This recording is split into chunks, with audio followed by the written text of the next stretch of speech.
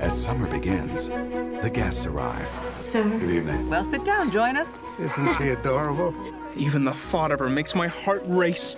No, don't be shy. He's a celebrity, but he has a simple soul. Boris Trigorin, he's so famous. He looked young. He is young and accomplished, don't remind me. The stage is set. Oh, hello.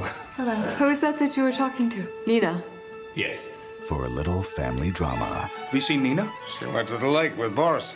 It's not often I have the occasion to meet young, interesting women. What does it feel like to be famous? Masha, why is my son so depressed? He's heartsick. What's that supposed to mean? Constantine! I love Constantine.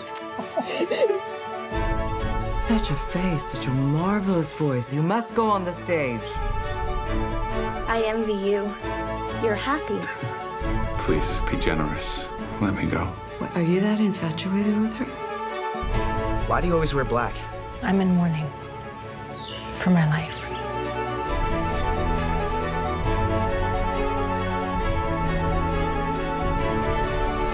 I'm the reason for your misery these past 20 years. I've only been miserable the past 10.